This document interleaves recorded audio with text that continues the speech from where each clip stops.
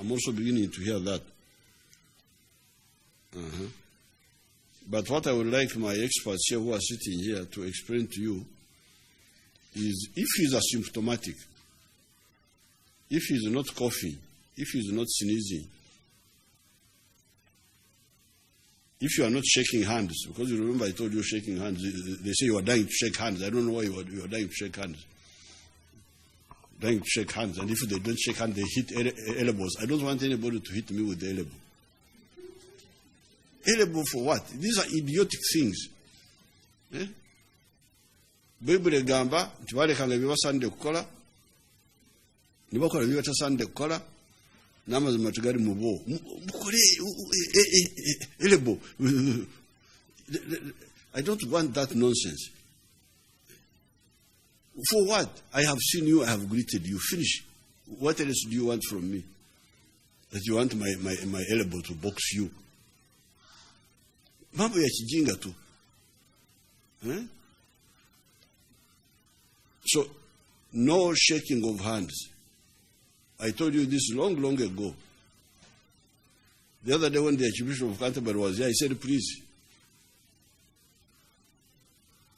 thank you very much. I see you. I wave to you. You know that I like you very much. But in the book of Genesis, God commanded us to establish dominion over nature. And this is one of establishing dominion over this virus. Don't touch it. Why do you touch it? So, what I want these people to explain to you later on, if this fellow remains asymptomatic, does he infect people? They will explain to you later. So, you can see the wisdom of what we did to close these schools and stop the church meetings and stop the mosques and stop the political rallies, all those measures which were announced on the 18th. Now, where we are, the only remaining danger is public transport. That is the only remaining danger. Because this public transport is where you get these people who are sitting together in a bus or a minibus or a taxi.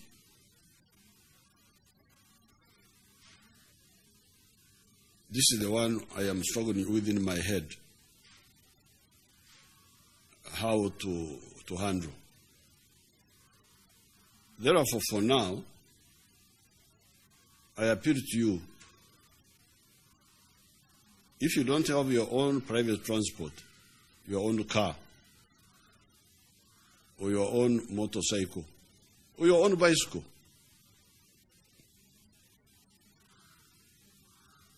don't use this public transport. Stay at home. Where are you going? Before I came here, I was watching UBC. There is a confused young man, a doctor, Obuk. You remember the other Obuk boy who was making a lot of nonsense? I think Corona also makes people sensible. I saw the man talking sense for the first time. This Obuk man, I saw him saying, just like I'm telling you, please stay at home, postpone that business, it can wait. I said, Banana, Obuk is reasonable. So Corona should not be underestimated. I think it can also make people are not reasonable. So the question is, you stay home. If you don't have your own transport,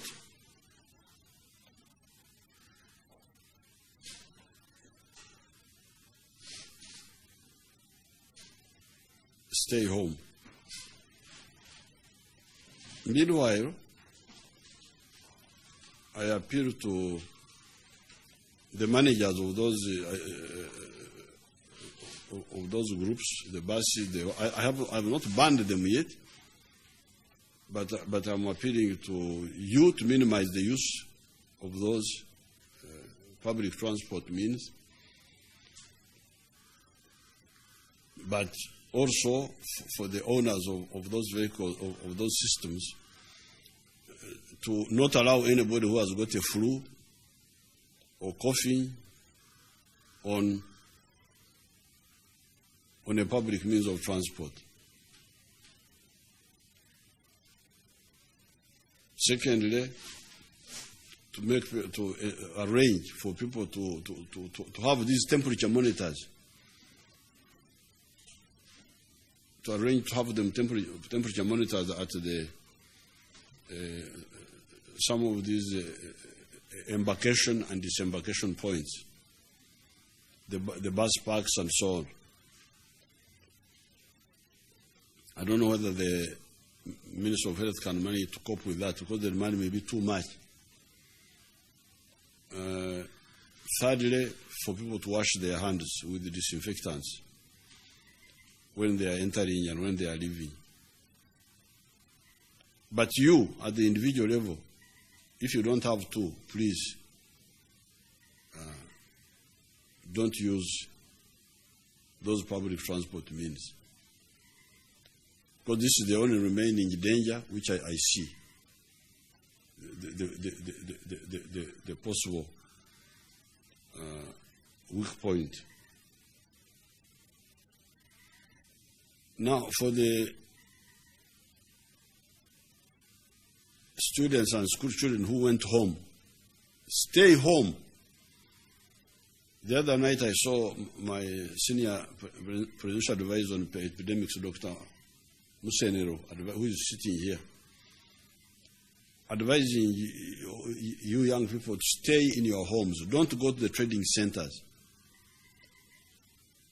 You are in your home. You are in Rwaktura. Don't go to Rusheri, to loiter in the town. Don't go to the Antonde. Don't go to Masaka. You just stay in your father's home, your parents' home, where there's less crowding. These are people who know one another. They are strangers. They are no strangers. You are safe there. Stay home. Stop loitering in towns. Because that can also be another area which nullifies our efforts. We save you from here. You go instead. You go to loiter in Kaveramaido town or Kalaki or those Chibuku and all those places, the trading centers. Home means home. A car, mbere our car. Gang, being a gang in the home. Pacho. That's why we are sending you. We are not sending you from the town, from the school to the trading center. That's not the address we sent you. And last night I was telling you how our people survived the smallpox of 1893. At that time, there was no vaccine for the smallpox, no vaccine for. People survived by just behavior. Instead of staying in the royal kraal at Mbara there, where many people died, they went to the villages. That's how they survived. And the epidemic passes after some time. It went away. Because, like smallpox, either it kills you, I don't know within how many days, or you survive it, and then it goes. It kills some and others survive. So either way, its time runs out. So if you isolate the ones who are infected until they either die or survive, then it will end there. I don't think it remains in the ground or what. That's smallpox of 1891. In fact, the Banyankole called it Umzegwa Muti, the smallpox of Muti. That's what the old name of Mbarara. Because it is the Mbarara people who died most. The ones who were in the royal crowd, the Orembo, the palace of the king.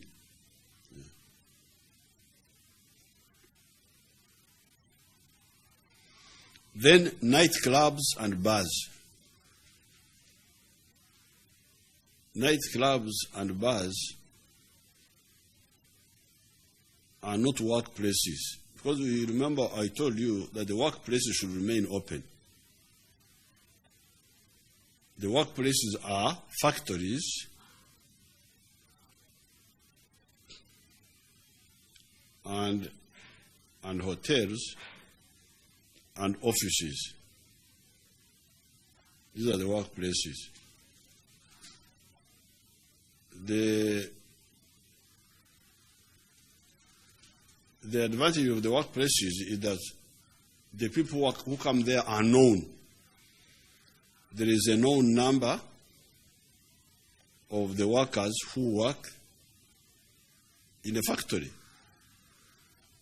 So you can know who is sick, and you say, no, you have a cough, stay at home. And you also check him. And the others come. But the problem with nightclubs and with bars, they are ad hoc. Anybody comes. That's where the danger is. The one you know and the one you don't know, they all come. So that's why they are dangerous. You cannot regulate them. You cannot regulate them. That's why they should therefore be closed. Nobody should say that a bar or a nightclub falls in the definition of a workplace. Because it is very difficult to know who is who.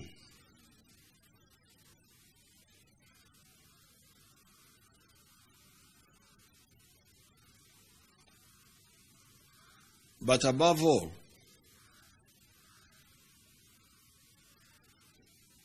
my view is that this virus is actually very easy to defeat.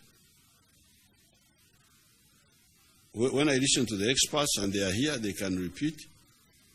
When I listen carefully, because that's how I fought AIDS.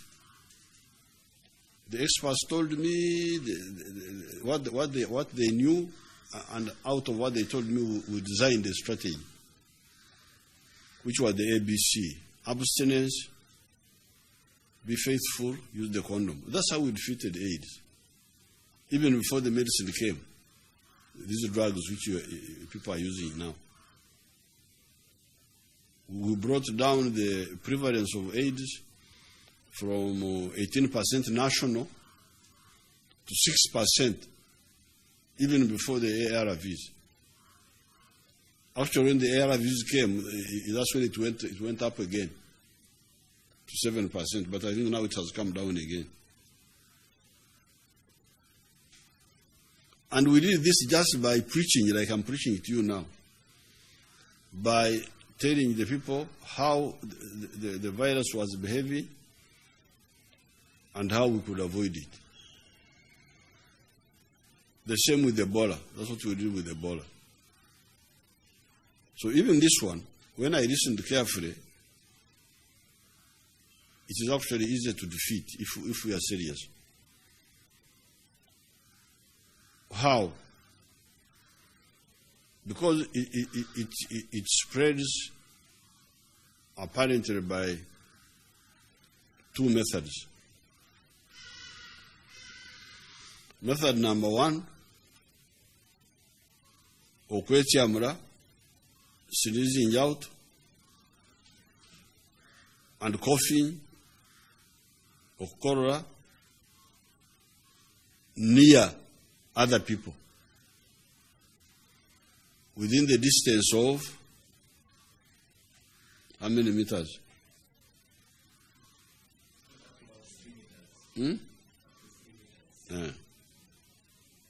Within the distance of 3 meters. You sneeze out or you cough out, 3 meters from me, and you are infected, and I'm not infected, you put me in danger. This is way number one. So the answer for this is that anybody with a cold, don't go into a public. Stay at home and then be managed there. Please. Coughing out, sneezing out, coughing, stay at home. Of course, at home you should also isolate yourself. Don't infect your children or your siblings. Isolate yourself and call in the medical people to come and check you.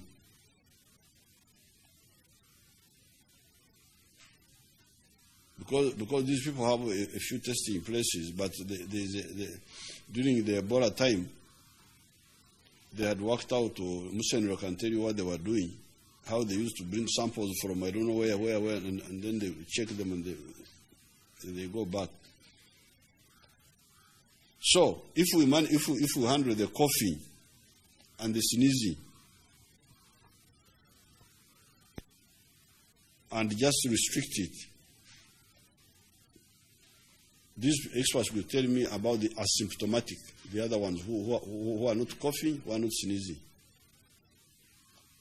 Like this young man who is in Entebbe now.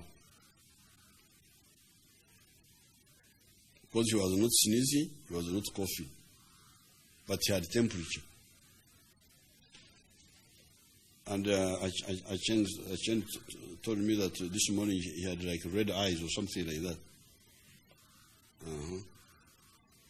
Which is another sign, but not yet coughing, not what. So this is number one. Everybody has to do this. Let's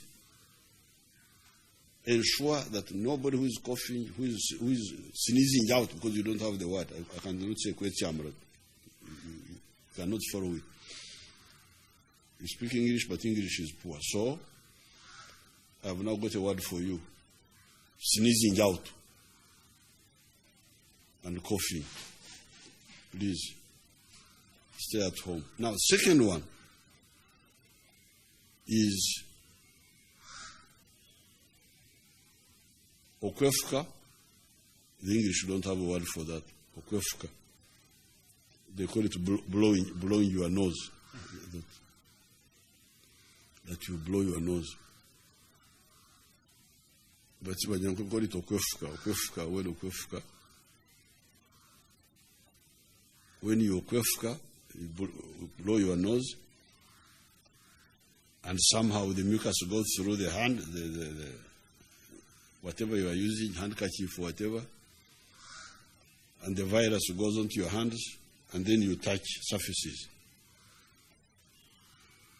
Touching surfaces, tables, chairs, door handles,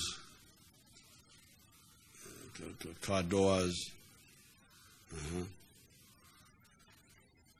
Now, this virus stayed there for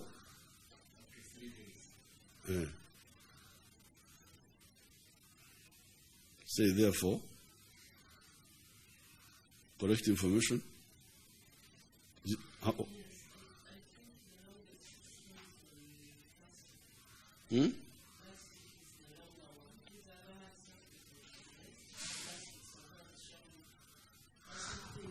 The longest time.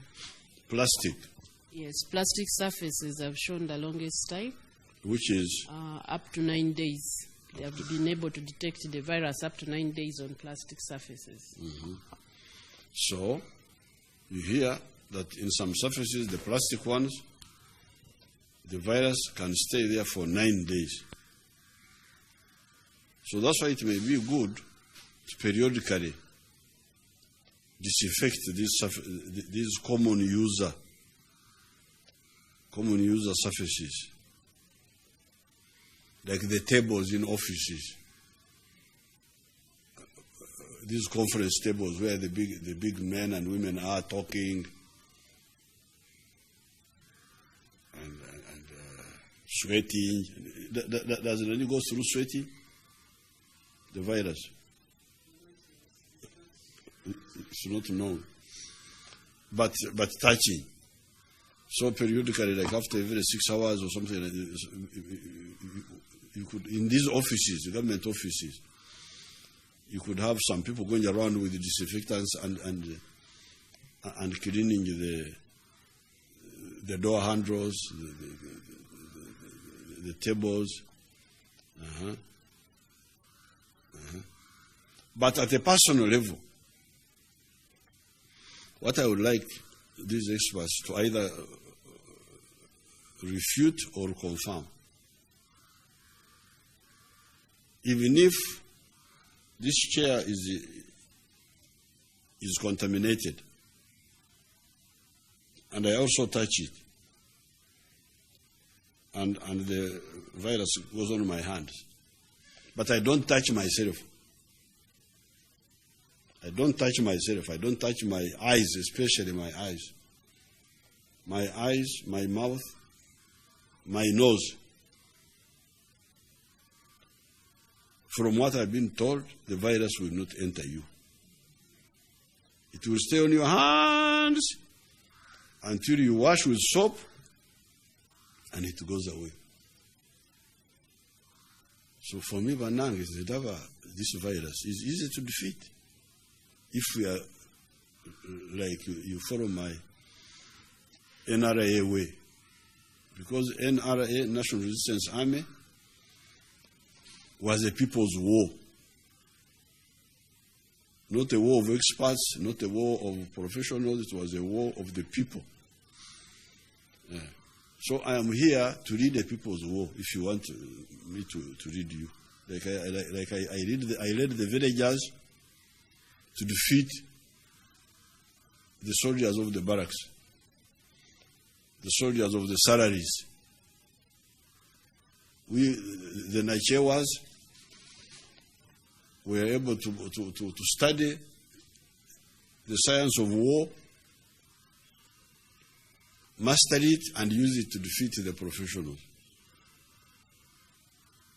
So ze wanange, ze bienda byemu ebyo. Okukolora. Okwekyamula omugano bakwetaki?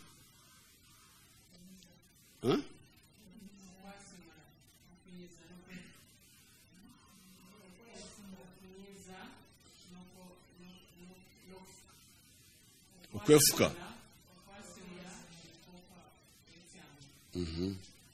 So, ekizibu ekiri wano biri bintu bisatu. Tewali kyakuna bisatu byokka. Okwesamula eri abantu abangi. Ogumuganda yamba yanyangulo okwasamula. Okwasimula. Otyo. Okwasimula eri abantu abangi. Okukolora eri abantu abangi. Okukwata awali akawuka neweekwatako neweekwata mu bitundu ebisatu. Ennyindo lwebayeta ekyo mu Luganda. Ennyindo, amaaso, omukamwa, omunda. So these are the two issues. 3 actually. Okwekyamula, okukolora, okwekwataho.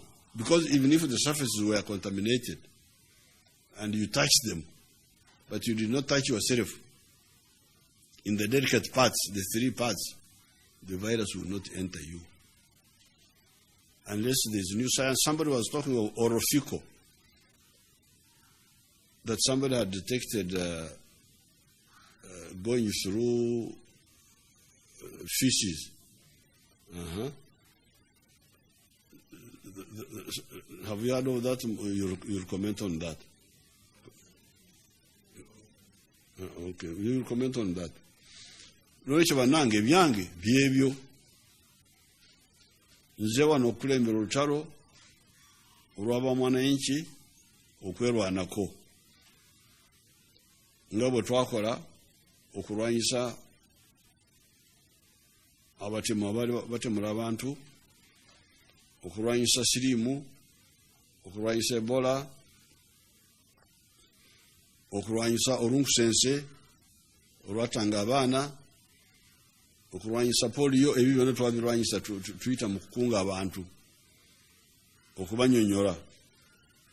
Kati kyendiko kikindeese wano ku Sande, okubanjulira wetutuuse n'okubagamba nti olutalo luno tusobola okuluwangula singa tukola biri ebisatu. Naye kati bano bongedde ekyokuna, ekyokugenda mu kabuyonjo n'otanaaba bulungi n'okwata emmere, ekyo nakyo bakyongeddeko, banakinyonyola bulungi. Thank you very much. I wish you good luck. I wish you God's protection. Alerted us. You remember in the 13 measures, we had left a window. The one of Ugandans who were coming back from Category 1 countries, whom would quarantine, but allow them in after quarantining. Then there was also the people from non-Category 1 countries, both Ugandan and non-Ugandan, whom would also quarantine. Now, the problem we had was that some of these people were not cooperative. When we tried to quarantine them, some escaped, and they were giving a hard time to our health people. However, even the health people also were also not very well coordinated, because they cannot do this work alone. They cannot contain people by themselves. They will have to work with the army and the police. Now, yesterday I had another meeting together with the health experts, and we now introduced new measures. Given the complication of trying to control those people who are coming from the heavily affected countries, we decided that we stop completely all passengers coming into Uganda or moving out of Uganda. It is better we save the base, which is Uganda, with the 42 million people who are here. Yes, there are Ugandans who are outside, but like when we were fighting the war, if the camp was attacked, the first priority was to defeat the attack on the camp. If you had gone out to buy food, to do what, you stay where you are. You cannot come in the middle of the fighting. Where will you pass? You will be killed. And we cannot stop fire and say, oh, let's allow the one who had gone to buy food to come back. Because where will he pass? So that's why we said no more passengers coming into Uganda or going out, either by land or by air or by water. The only people who can come in are the drivers and turnboys of vehicles which are carrying cargo. Abetse migugu. The good thing with those is that they are few, they are not many. We said only 3 per vehicle, not more than 3. The driver, the turnboy, maybe one other person. The same with the cargo planes. The good thing is that we need the cargo, of course. The country needs the cargo. And even to take out our own cargo, which is going out. But that's not the main point. It's not the economics. It is also the ease of monitoring the 3 people per vehicle compared to these thousands of passengers. So we announced that measure yesterday, and we also said we shall not allow people to come in by either walking or cycling. All those will not be allowed. Through the gazetted centers and even the hidden ones, we are going to deploy the forces on all those. They mentioned them. I think there are 103 and another 150-something. They have all the details. Now, as we were in the meeting yesterday, the religious meeting, and then afterwards the strategic committee meeting about this health issue, and the broadcast which I was making. Now, when we got out, apparently there is a Ugandan young man, 36 years old, who had left for Dubai on the 17th of March.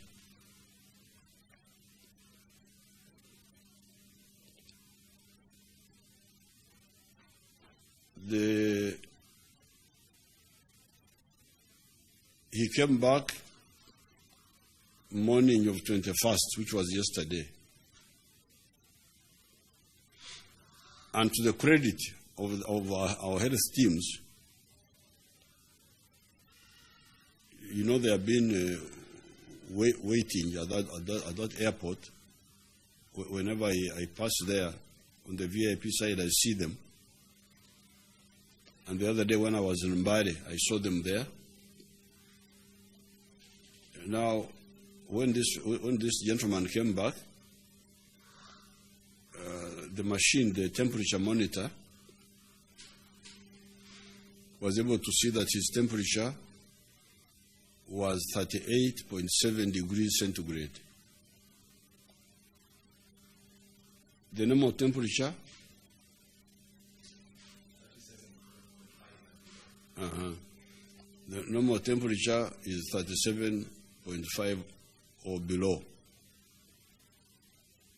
So these people put him aside, said, this is a bit high.